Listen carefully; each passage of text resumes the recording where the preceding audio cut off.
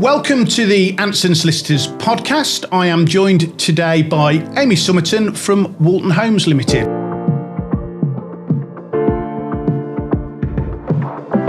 Welcome to the podcast, Amy. Great to have you. Thank you for having me. Walton Homes, that is, well, I guess it's got to be one of the largest independent house builders in the Midlands. Yeah, I would say, we're borderline sort of an SME, so smaller than your big PLC builders, but bigger than your average family-owned business, I guess. So. And what's the history of Walton Homes? How long's it's been going for a long time now, right? Yeah, so it was set up by my granddad, and it's been going for 40 years now, just over. So you're the third generation coming through now. Yeah. Your mum was the managing director for a number of years, and your father too. Yeah. So mum was sales director, and dad was managing director. So yeah, they took on the reins and have slowly handed the reins back over to myself. So yeah. And you literally did the sort of post sort of uni and all of that stuff. Did an apprentice sort of working around every bit of the department? Yeah, that's it. So my background wasn't in property at all. So I went to university, I studied marketing. Right. I then went and worked for a marketing agency. So sales and marketing was more my background. Mm-hmm. I then just decided one day that I wanted to join Walton Homes. I wanted to be part of that family business and keep that legacy going. So yeah, I asked whether I could come on board. But your dad wasn't having any of it, that you were just going to be sort of in the office doing the marketing side of that. Yeah. You had a stint on site. I did. So when I first joined, I am not the sort of person that wants to be handed things on a silver spoon anyway. And my dad is very much the same ilk as that. And he basically said to me, no, you are going to go and you're going to work in every department, start from the bottom and work your way up. So yeah, I spent a week on every site that we had at the time. Mm-hmm. And that was sweeping out plots, to helping manage traffic, to helping manage contractors. So yeah, we started right at the high-vis vest was and hard hat was sort of put on, and you cracked on with that. Yeah. And then even some of the stuff back at head office, I mean, there's biomaterials, there's all of those sorts of departments, is there not? That's it, yeah. So there's a lot that goes into building a house. And so Dad was very, very sort of adamant that I was going to go and I was going to spend time in every department that we had. And that included all of our office departments as well. So yeah, from technical to buying to the production side of things, I tried to cover and learn as much as I possibly could, really, in the time that I've been there. And to the point where now, you're overseeing the whole operation on a sort of day-to-day basis. Yeah, that's it. The house building is in the news a lot. It was a big subject at the last general election. Yeah. I forget the number of houses that are meant to be built. I want to say 2 million or something, an extra 2 million? Close, 1.5 million homes. So, yeah, which is quite a feat. It's not something that's going to come overnight. We reserve judgment to see whether that is feasible. I think there's going to be a lot of change in the industry as a whole in order to try and ever achieve those sort of numbers. And for somebody in your size of the market, as things stand now, I think there's been announcement of changes. We discussed some of those with my colleague John Rowley last week around the planning system. Mm-hmm. But they haven't came into, some of it's come into effect, or... We certainly haven't really seen much change when it comes to planning. So we are facing planning delays at the minute. That's probably one of our biggest challenges. Mm-hmm. So sites that we've bought that haven't had planning permission, and we've got to essentially go out and obtain that planning permission. It's taking us a lot longer to get them from green fields to then starting to build new homes on them. That delay in that process, where it's taking 2.5 years to get planning permission, that's just not sustainable for a business like ours. So we're having to essentially change our strategy and go out and buy more sites that have planning already. So somebody's already obtained the planning permission, they're selling that piece of land as it sits now, and we can get on that far sooner. Just to keep that sort of pipeline going, if you like. Yeah. And is that something that, unfortunately, has got the planning delays have got worse as you've been in the industry? Yeah, I would say so, and everything's certainly a challenge. We're seeing a lot more refusals. We're seeing a lot more delays. Obviously, when we get a refusal, we've then got to go through an appeal process if we feel that one is valid. And that, again, is just further delays. It's more cost as well. So the planning permission applications themselves have gone up in costs in most regions. So the cost, the time delays, everything is just a lot harder. So to keep your production staff with a critical mass, with enough work to do, with a supply of land to build the houses on, you're left with the option of just trying to find ready planned out sites that are ready to go. Yeah, that's it. And that's the strategy that we've had to take now. We've had a couple of planning refusals and stroke delays with planning permissions. Mm-hmm. So yeah, we've gone out and actively sourced land that has already got planning, and we're just starting those 2 sites now. And more often than not, is this the sort of civil service part of a council who's sort of refusing this, or is it like could it be anything? Is it like a local councillor saying, I don't want you building on my... It can be anything. It obviously comes down to a number of factors. Mm-hmm. Your local authority, it has to go to a planning committee, and they will come up with various challenges against it if they don't like the form of development that we're proposing. And yeah, if they don't like it, a refusal comes, and then we have to go through an appeal process where that then ends up at a planning inspectorate, and they make the ultimate decision. So yeah, and that's like a level above the council. It's taken outside of the council's control. That's correct. Yeah, that's it. Is that like an independent body, or? Yeah, I believe it is. So it essentially gets a new case officer who looks at it with fresh eyes, and they don't have any of the local challenges or connections that your local authority has, so they look at it a bit more independently. I can say it and you can't. They haven't got the NIMBYs are involved in the at the inspectorate level, and I kind of get that. Yeah. I mean, I think there's John was saying last week that hopefully we'll move towards, when areas have got their local plans and these matters have been pre-approved, the local officers can make far more of those decisions than it needing to go sort of to the local committee and get called in. That's it, because really it shouldn't take the time that it's taking, and it shouldn't take the costs that it's taking to get there.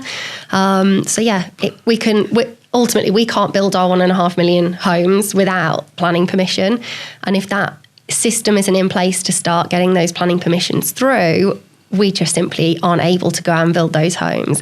And going out then and finding oven-ready sites, there's more competition for those sort of sites, mm-hmm. because we're all in the same boat. Yeah, of course. The big PLCs are having exactly the same struggles that we are. Likewise, your smaller builder. It's more challenging. And the sweet spot for a company like Walton Homes then, what sort of size of site would you be talking over the years? Have you sort of gone for bigger sites? Because I guess you only need the planning permission once, or how does that work? Bigger sites are definitely easier. So like you say, you've only got one planning permission to get. In terms of the actual site setup, so to put a compound and a team on that site, to do it once, and that site then might last you 3-4 years, is far easier than having a site that's only going to take 12 months to build, and then you've got to move everything. But our bread and butter is anything from a one-off home that might have a sale value of £1.5 million plus, right the way through to sites of 200 homes. So we find having that complete range of product and site size, we've always got something, or some part of the market that's moving, we've got something for them. So spreading ourselves not too thin, but enough that we've always got something. You've got a range of, you can knock down a house and sort of infill and build a couple of houses somewhere. Correct. But equally you could have a site that's got 200 plots on that you would be managing. And what would you say with Walton's that sort of marks you out distinct from your competitors there? What would you sort of say is what makes what you're doing? What makes us? Yes, quite. That would be a better way of phrasing my question. Thank you. That's all right. So I would say our range sets us apart, because there aren't many developers that do the big size developments and the smaller, more bespoke product as well.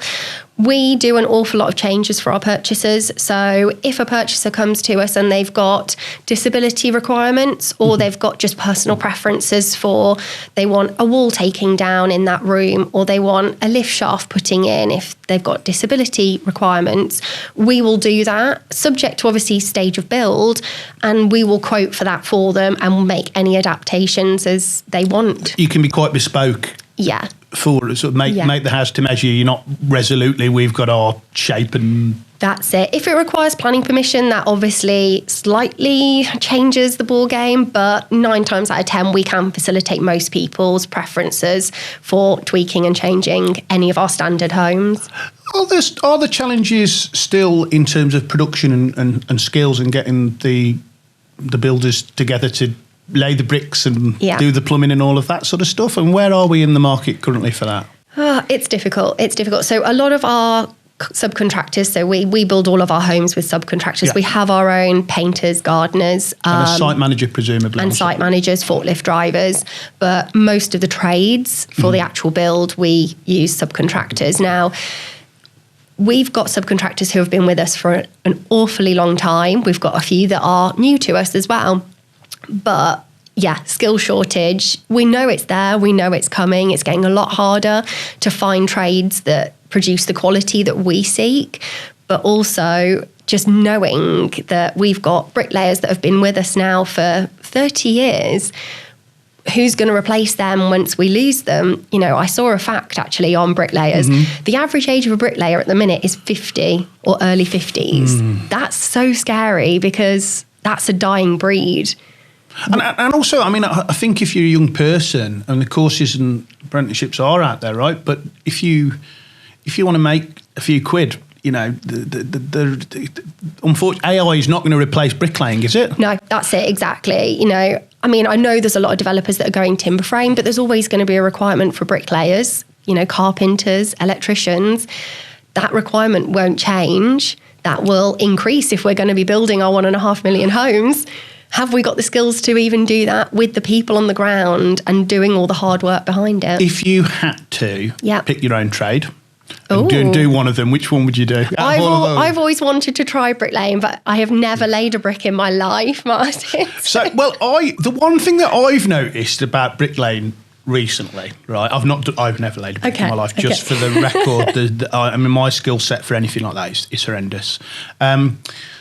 On a site now, on a building site, if you drive past it, they have like a big ready mix tower, don't they? Of the presumably whatever cement, it is, cement. Yeah, mortar. So there isn't a bloke chucking something into a cement mixer anymore. They've got just one of those sort of ready to go. Yeah.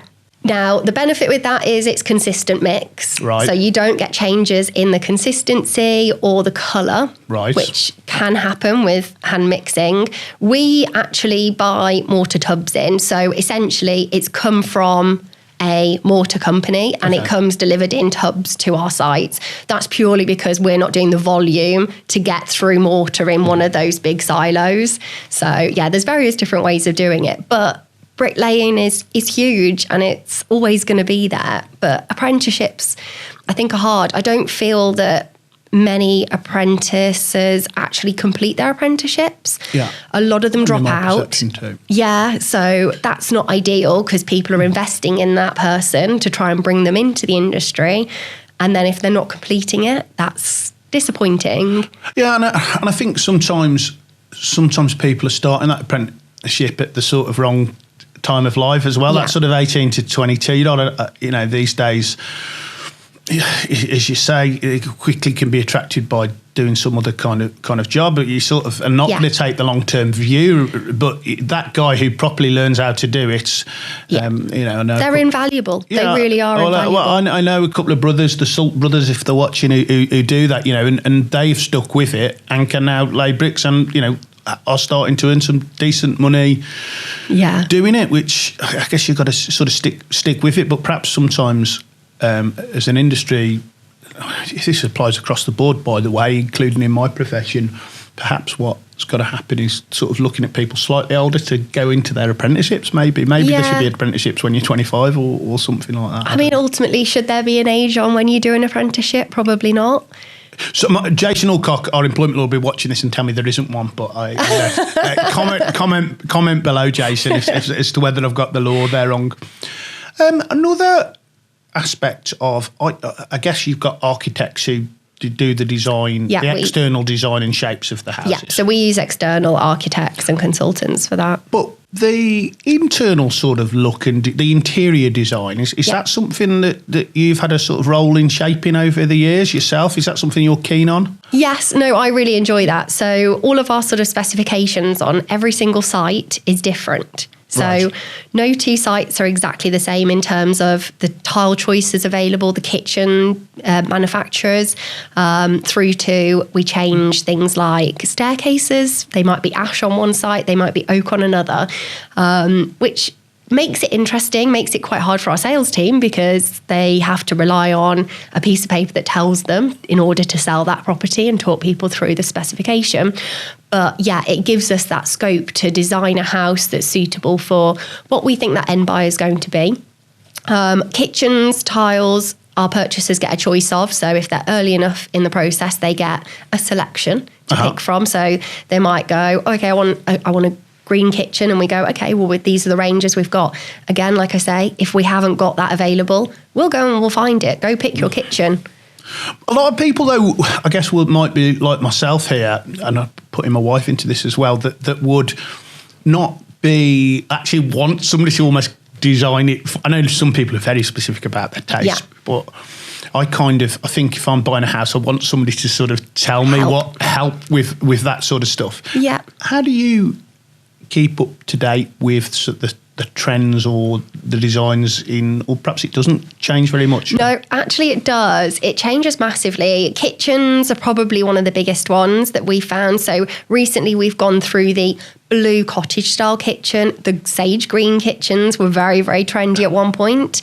We're seeing a shift back now to more natural, neutral colours, which I think that will always be there. There's always in our range a very natural sort of greys or beiges because they're timeless. You know, a kitchen you can't easily change. So we do get the odd person that wants that really Instagrammable, trendy kitchen, but 9 times out of 10, our purchasers will pick something that is very basic in terms of a very neutral colour, and they will then put their own twist on in respect of dressing it out with colours. So when we do our show homes, most of our show homes will have our standard kitchen in.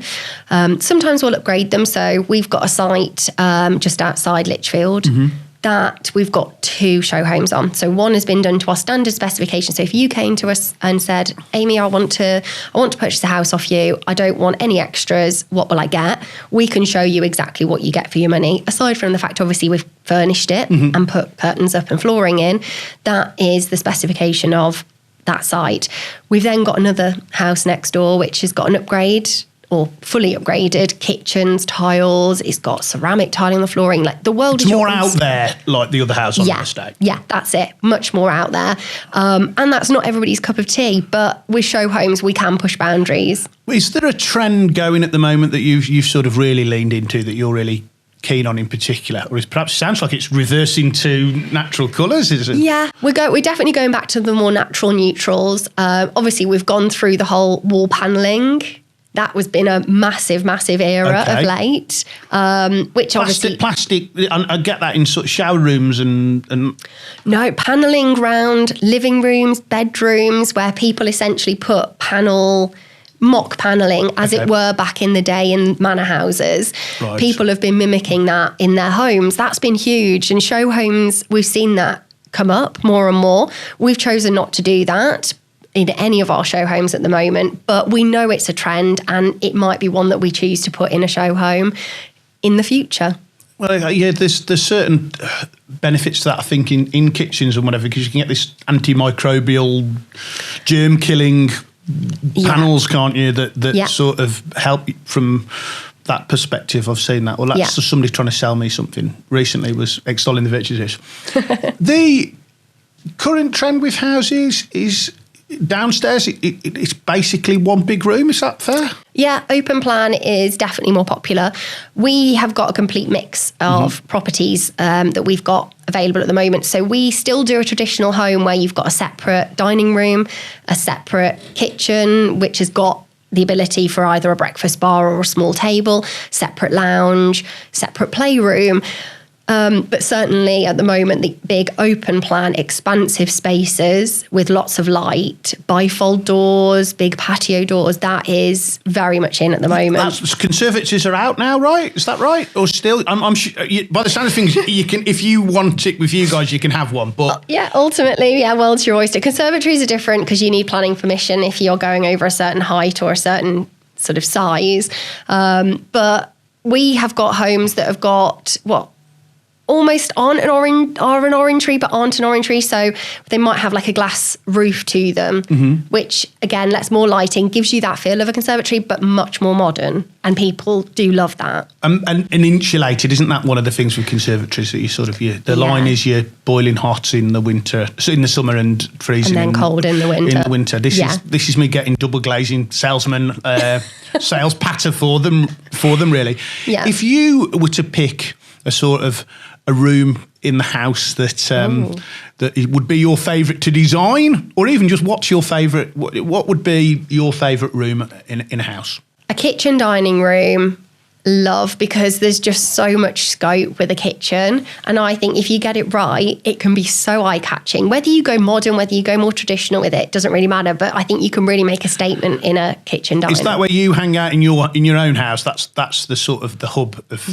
When I'm a big entertainer. When I entertain, we're always in the kitchen diner. I've got patio doors that open into the garden. That's like my space that I socialise in. I spend most time in.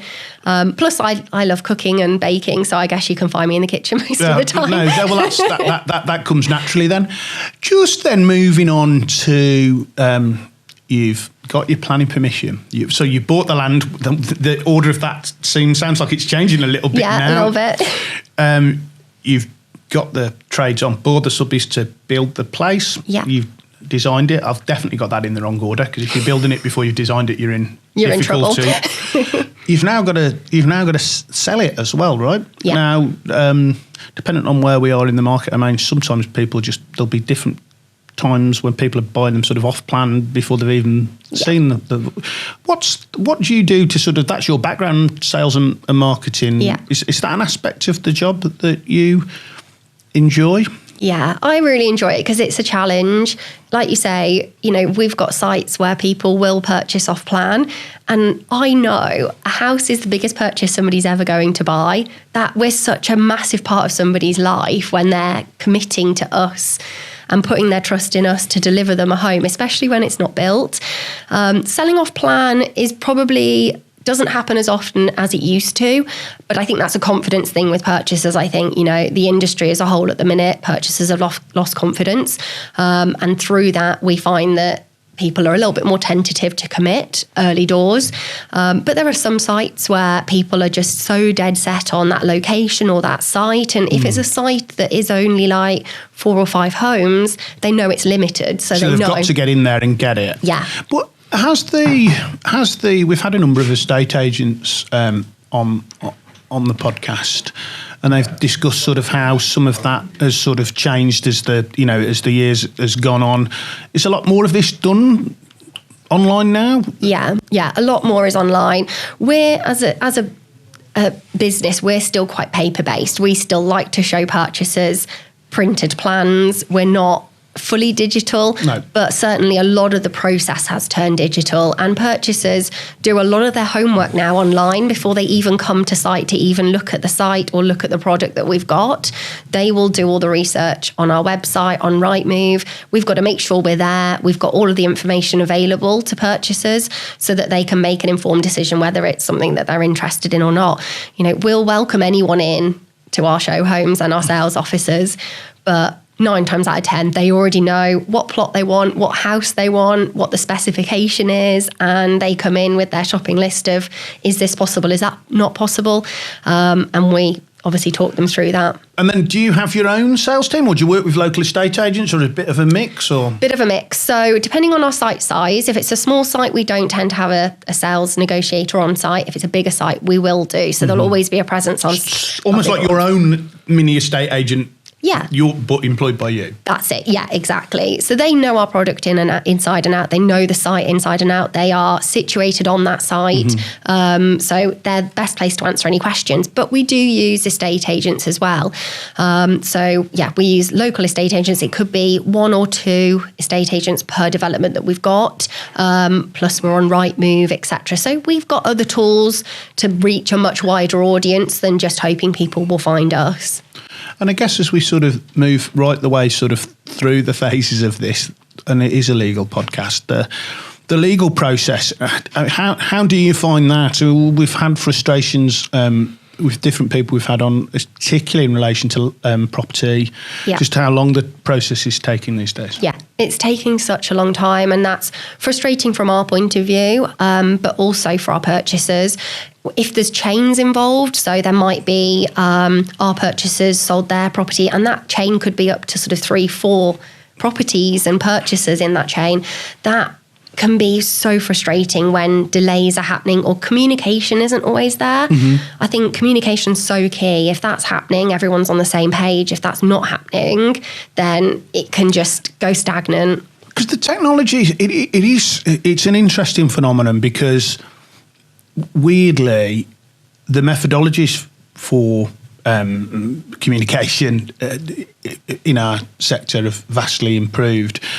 But on one level, I wonder if they've improved too much that it's almost too easy to, I don't know, bombard the chain with email queries and chases and everything else. And because everyone's doing that at the same time, it actually clogs the system up and slows things down. It is certainly a challenge for our industry because I said on this podcast before that when I bought my first house, I was a first-time buyer, and it was from a probate, not one of our own, by the way. There was no conflict of interest there, but I think the whole thing took 6 weeks from beginning to end. And I know that we're saying these days that 3 to 4 months, but it's not unusual for that to be 5, 6 and 7. Which is crazy, isn't it? That's how long it's taking. And we have to sell that house to that purchaser in terms of getting a reservation on it, like you say, at least 3, 4, 5 months before we can expect to actually sell that property. And that time, sometimes if it goes out, it's just frustrating for our sales team. They want to move the people in. They want to, that's their job. In the past, the government made some reforms, sort of top-down reforms with the sellers' packs, which in the end it failed because the mortgage companies wouldn't accept them. Yeah. But there is the need for some kind of intervention, I think, top-down to speed this process up.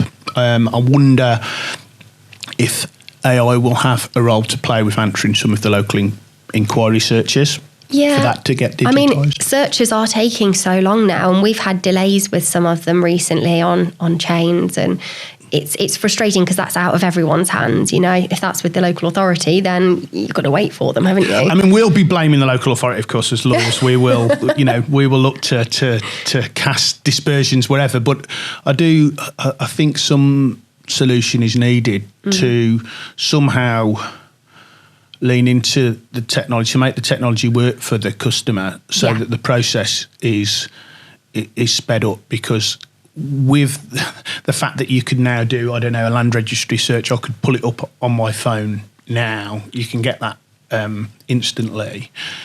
But yet, if I was to submit a new registration to the land registry, sometimes it can take a year to go through. That is some kind of reform is needed to speed this process up. But it can only happen, any legal process, particularly on the sale of houses when it's a chain, it's only ever going to go as quickly as its slowest moving part. That's it. And I think, post-COVID, dare I say that word, there's still a lot of people working from home or part-time now.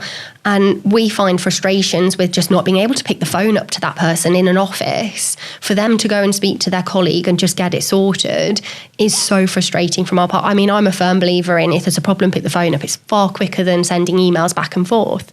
So I think that we still haven't got back to our best practices of working efficiently since then. No, and I think that that's right. And I think that, again, this isn't to sort of then blame the client or the customer. Weirdly, because everyone's got a method of getting in contact with, say, their lawyer in their pocket, I think that there's an element of you've then got staff in a law firm answering those queries, as opposed to actually sometimes getting on with their work. But what I would say, though, that then the impetus then goes on the law firms to come up with solid, robust workflows, so that can't be interfered with, and also use technology to answer some of those queries. You know, I think that AI and the ChatGPT, others are available but not as good, can sometimes be used to be able to sort of auto-respond to some of those things. And it's only ever good if it's a holding. No one likes a holding response, of course, but the client would need to feel that there's been some sort of action to their phone call. But it's definitely a challenge for my profession to improve that, because I think we recognise that it's just taking too long at the moment. It's too slow. It is. And again, coming back to, we're supposed to be building 1.5 million homes. Well, we need to be able to get people moved into them. You know, builders aren't going to build them and sit on them unsold or empty. So we've got to make sure that not just we sort out the skills and the planning permission, but we sort out being able to move people in efficiently as well. I think that's really key. Where's the economy and the mortgage market at the moment? Are we in a sort of good phase or? Good question. So interest rates are coming down, but very, very slowly. Are they high at the minute? I mean, we've had mortgage rates way in the past a lot higher than what they are now. But for people that are buying a property, they only think about what the future changes, like recent changes have been. And they are higher than what they have been, and that puts people off. I think that some of that is sort of trend, right? I mean, I remember doing a case in my first couple of weeks at Anson's, and it was a historic repossession of a property, and they were coming after the money that had happened in the 1990s. And I said to one of my colleagues, I don't know if this has been missold, or I was trying to create some other case here, because the interest rate was 15%, and speaking to sort of one of the old warriors in the practice, and I said, well, it was 1994 or whatever the year was, and that was what it was then. I said the Bank of England base rate was 12.5%, and that was the rate. I guess the difference was that the actual house prices were much lower, and then the amount that you were having to pay on that mortgage every month was much lower. It's relative, isn't it? Yeah.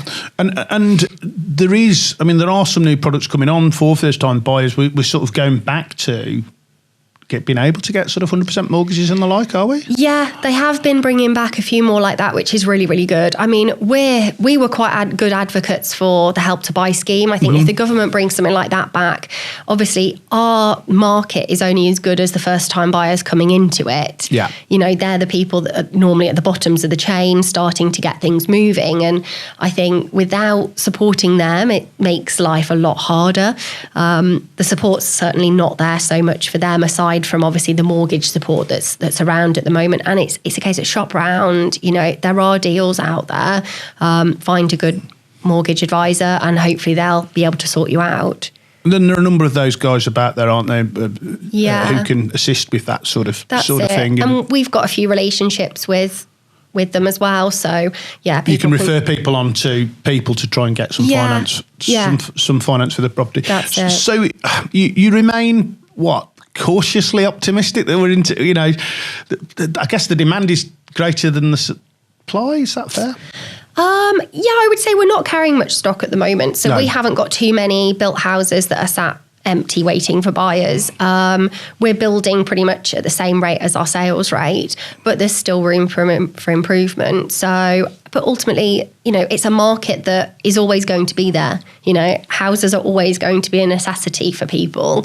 It's just how we can improve the process for purchasers, for builders to obviously get there. And I think that's where we've got to work on things. One of the things that sort of I know is of interest to people who watch this podcast is sort of renewables and how the housing market is having to change in that regard. Are we now seeing houses where electrical car plug-in ports are being put in? That's the wrong word, I'm sure, and a lot more solar panels. I don't know. Are there some trends in that regard? Yeah, so the government have put in place what they are calling net zero. So they've got a target that all homes that we build will be net zero, and the date keeps changing, so please don't quote me on any of these dates. I won't be able to quote you, so it's fine. So essentially, we've already made changes from our traditional way of building homes. We've increased our cavities in our homes. So all of our walls are much wider or thicker now than what they were, with more insulation in them. Okay.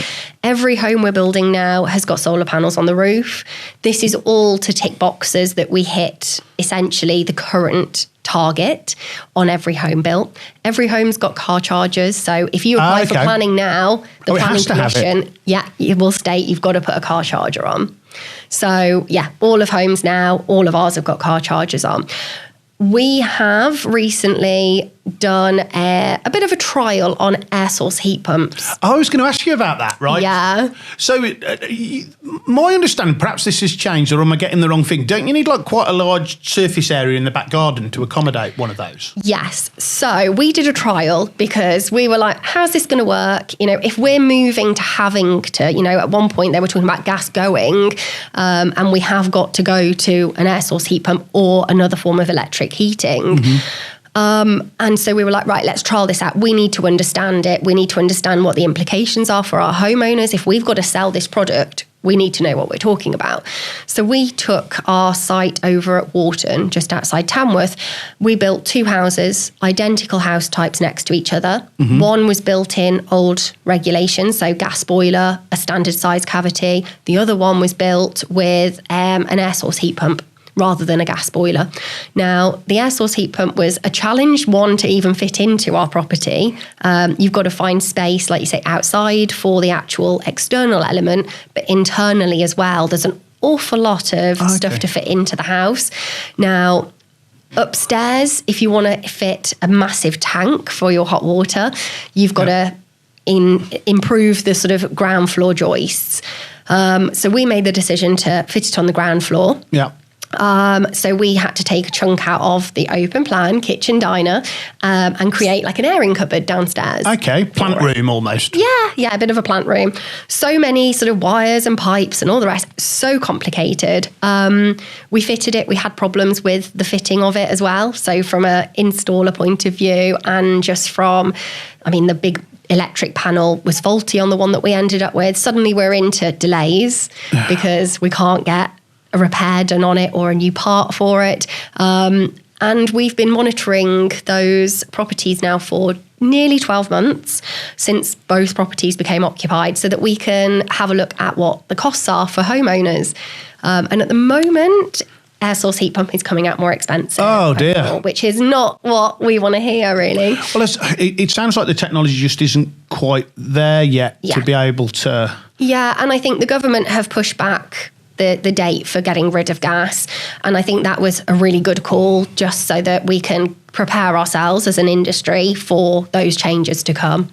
One of the things that I've noticed, and whether I'm just being recency bias of this summer, is that the government clearly is against air conditioning in British houses, aren't they? Because of the effect on net zero and the energy need to maintain that. But as we get to sort of longer and hotter summers, that little fan is doing a lot of work in our bedroom, and I'm virtually certain it's making no difference whatsoever. And is there are you being pushed by people for aircon in your houses? Weirdly, no, that's not a request that we've had. We know some people who have retrofitted them to our homes after, but they certainly haven't asked us to fit them or install them. Maybe that might be something to come, but again, I suspect the planners aren't going to.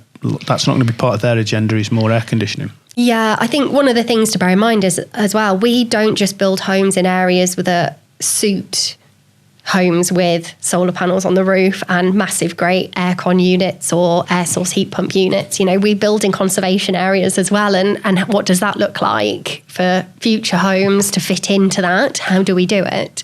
I was involved in a case involving, and I can't remember what the name of the type of completely and utterly carbon neutral type of build. It's called something or other. Somebody will comment below, and that was in relation to a historic building and what they had to do there, and it was extremely sort of the engineering challenge to that I can imagine. was massive. I mean, some of it was assisted just because I think it was actually made of like rock or whatever. The walls were very thick anyway, which provides a sort of natural form of insulation and air conditioning and everything else. If you go to Lichfield Cathedral, you don't get too hot in there, for example. Exactly. Really. So, I guess perhaps we have to sort of look back to some of the techniques of the past. Yeah.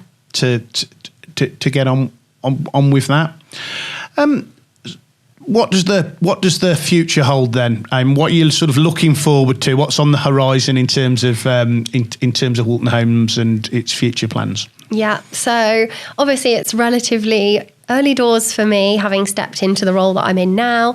I just want to try and look after the staff that we've got. I think staff retention's really important and getting good staff. You know, we can only build a good house. It's down to our staff to provide that customer experience, and that's really, really important. So I want to strengthen that, and just continue doing what we do well, which is build a traditional home, buy some good sites in again, get back to being involved in the planning process, because I always think that's so nice to be able to be building our house types, not somebody else's house type. Shape the local, so that Lichfield is turning into sort of Walton home shaped houses that you've had a role in. Yeah, I mean, over the years we've built an awful lot of houses in certain villages, and you just think that's such a legacy, and I want to keep that legacy going. You know, I always think, you know, it was my granddad that set the business up, and I really just hope I can do him proud.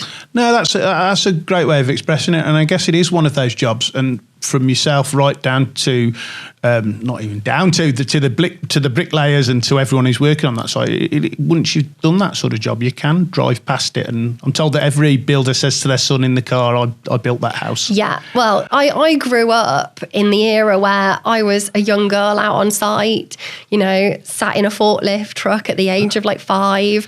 We're beyond the statute of limitation for any health and safety person. Yeah, you can't do that anymore now. No. But back in the day, it was a great environment to be in, and I think I have lived and breathed property all my life. You know, it's always been a part of my family, and I think it's just nice to think that we're building homes for people to build their lives in. You know, their life is in those 4 walls. That's so important to people, and have a real big impact like that.